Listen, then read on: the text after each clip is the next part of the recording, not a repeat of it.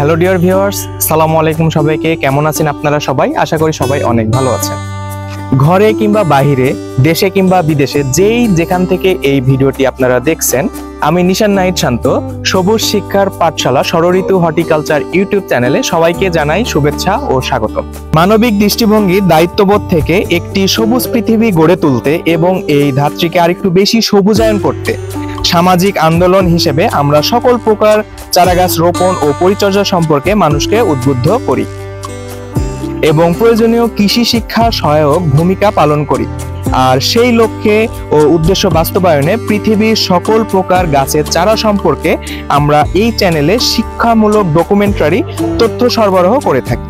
আমাদের স্লোগান হচ্ছে সবুজায়নী প্রাণ, চারাগাছ লাগান ও ধারিত্রীকে বাঁচান।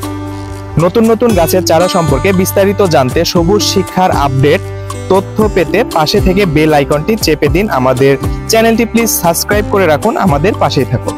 আসুন তাহলে আজকের চারাগাছটি নিয়ে বিস্তারিত জেনে নিই।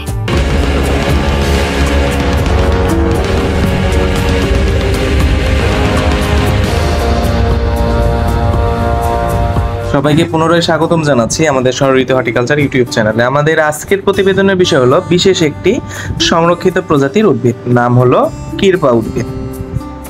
কিরপা এক প্রকার গুল্ম জাতীয় চিরহরিত উদ্ভিদ যা বাংলাদেশে সুন্দরবনে দেখা যায়।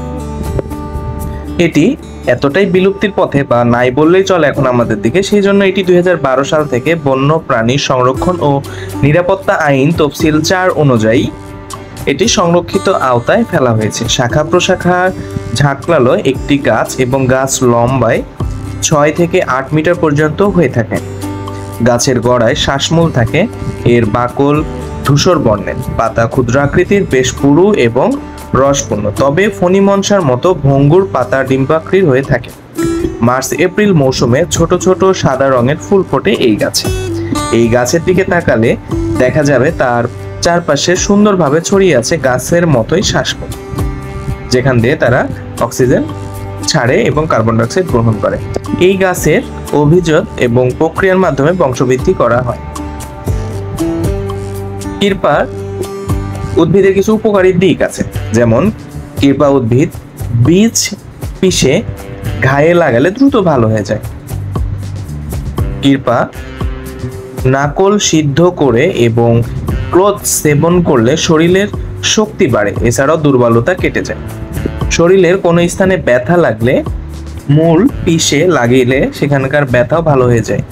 আমশা হলে কিরপা গাছের মূল সিদ্ধ করে ছাগলের দুধের সাথে মিশিয়ে সেবন করলে আমশা ভালো হয়ে যায়। প্রতিদিন সকালে খালি পেটে নিয়মিত কিরপা খেলে শরীরে রোগ প্রতিরোধ ক্ষমতা বৃদ্ধি হয়, হজম প্রক্রিয়াকে ত্বরান্বিত করে, শরীর সুস্থ থাকে।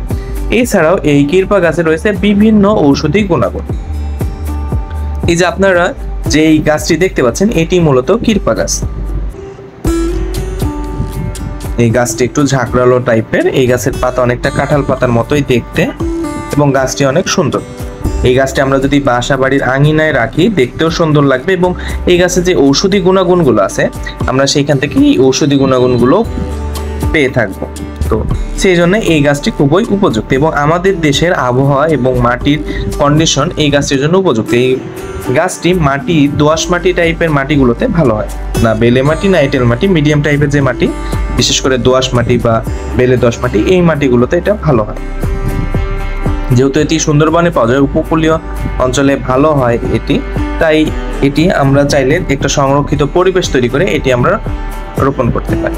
তো এটি যেহেতু সংরক্ষিত আওতায় ফেলা আছে, তাই এই গাছের গুরুত্ব অনেক, কারণ এই গাছটি পৃথিবীর থেকে আস্তে আস্তে বিলুপ্তির পথে। তাই আমাদের সবারই উচিত এই গাছটিকে পুনরায় আবার বাঁচিয়ে রাখা। তো এই হলো কিরপা গাছ নিয়ে বিস্তারিত। এতক্ষণ আমাদের সাথে থেকে ভিডিওটি দেখার জন্য সবাইকে জানাই অসংখ্য ধন্যবাদ। প্রিয় ভিউয়ার্স, এতক্ষণ আমাদের সাথে থেকে ভিডিওটি দেখার জন্য আপনাদের সবাইকে অসংখ্য ধন্যবাদ। আমাদেরকে এইভাবে সাপোর্ট করে যাবেন, আমাদের ভিডিওটি দেখবেন, আমাদের ভিডিওটি শেয়ার করবেন, কারণ আমাদের উদ্দেশ্য হলো পৃথিবীকে আরেকটু সবুজায়নে সাহায্য করা। আপনার একটি শেয়ারের মাধ্যমে এই ভিডিও অন্য কারো কাছে পৌঁছে গেলে তারাও গাছ লাগানোর জন্য একটু উদ্বুদ্ধ হবে। তো আমাদের উদ্দেশ্যই হলো পৃথিবীকে একটু সবুজায়নে সাহায্য করা। তা আপনারা আমাদের এই উদ্দেশ্য বাস্তবায়নে একটু আমাদের সাহায্য করবেন। আর এতক্ষণ সবাই আমাদের সাথে থাকার জন্য সবাইকে জানাই অনেক শুভেচ্ছা। ভালো থাকবেন সবাই। নতুন ভিডিও আসা পর্যন্ত আমাদের সাথে থাকবেন। অসংখ্য ধন্যবাদ। সালামু আলাইকুম।